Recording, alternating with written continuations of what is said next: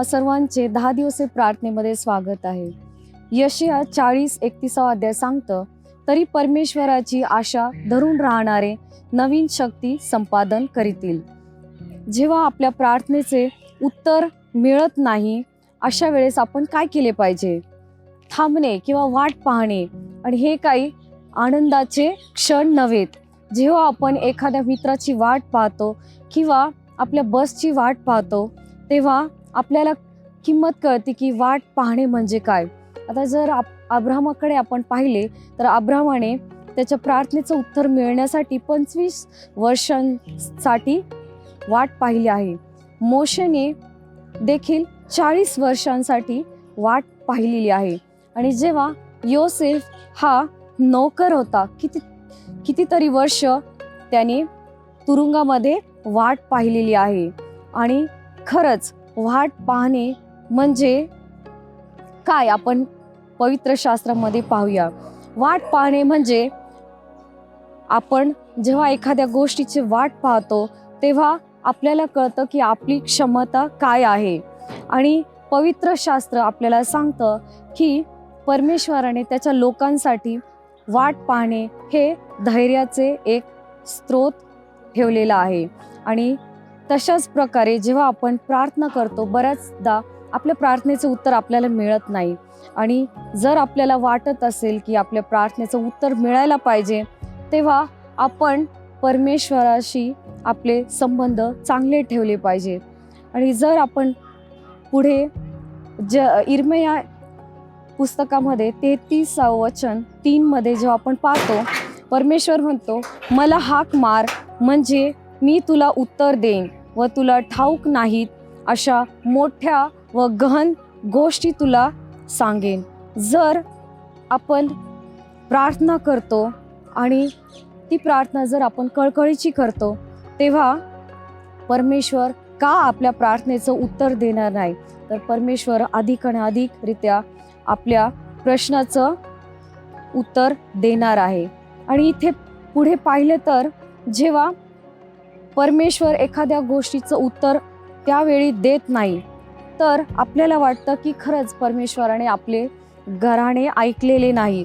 आणि जेव्हा आपण प्रार्थना करतो, परमेश्वर नम्रप्रमाणे त्या आपल्या प्रार्थनेचं उत्तर देत असतो। आणि परमेश्वराचे उत्तर हे आपल्यासाठी अतिउत्तम उत्तर आहे।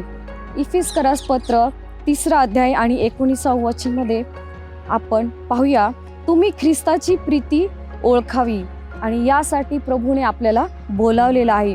आणि तुम्हाला एकच करायचं आहे की जितके जास्त तुम्ही त्याच्या जवळ जाता, तेवढा तुम्ही तुमचा विश्वास परमेश्वरावरती ठेवता, आणि तेव्हाच तुम्हाला शांती देखील मिळणार आहे। जेव्हा तुम्ही एखाद्या गोष्टीची वाट पाहता, त्यावर तुम्ही येशूकडे जेव्हा तुमचे डोळे खिळून ठेवता, तेव्हा तुम्हाला त्याची प्रीती व त्याचं वचन हे समजून येतं।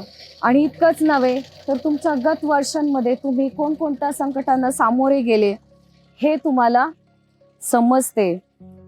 पुढे यशाया 26 अध्याय 3 वचनामध्ये आपण पाहूया, ज्याचे मन तुझ्या ठाई स्थिर झाले आहे, त्यास तू पूर्ण शांती देतोस, कारण त्याचा भाव तुझवर असतो।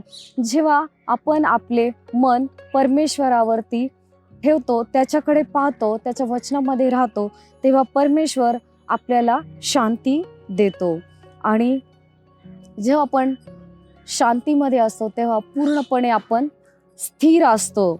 आणि परमेश्वराला तुमचं भविष्य माहीत आहे, आणि परमेश्वरच तुमची काळजी घेत असतो, आणि तसेच तुमच्याबरोबर इतरांचीही काळजी घेत असतो। जेव्हा तुम्हाला तुमच्या प्रार्थनेचं उत्तर मिळत नाही, म्हणजेच देवाकडून तुमच्या प्रार्थनेचं उत्तर देण्यासाठी ती वेळ योग्य नव्हे। आणि कदाचित दुसऱ्या ठिकाणी जेव्हा तुम्ही कळकळीची प्रार्थना करता, अशा वेळेस तुम्ही तुमच्या वाट पाहण्याच्या योगे तुम्ही सामर्थ्याने, धैर्याने त्याला तोंड देता। आणि जर परमेश्वराने तुमच्या प्रार्थनेचं उत्तर लागोलीच दिले, तर तुम्हाला त्या गोष्टीची काही किंमत राहणार नाही।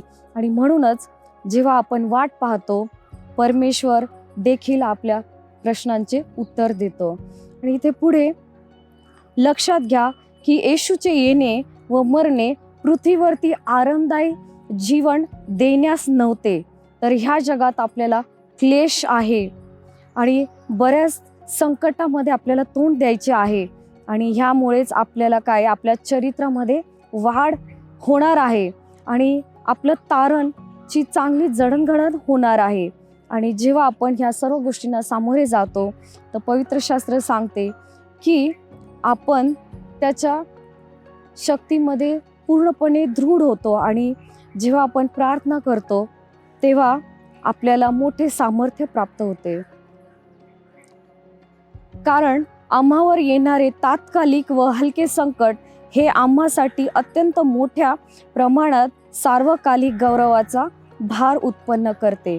2 कोरिंथ 4:17 हे आपल्याला सांगते.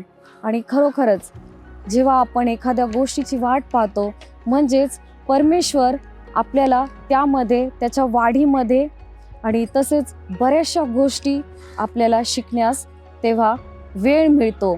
आणि आपली मोठी गरज म्हणजे प्रार्थना होय. जेव्हा आपण प्रार्थना करतो आपल्याला कळतं की वेळेचं काय महत्त्व आहे आणि आपला पिता जागा मावणार नाही एवढा मोठा आशीर्वाद आपल्याला देणार आहे. फरक एवढाच आहे की आज परमेश्वर तुम्हाला बोलवत आहे.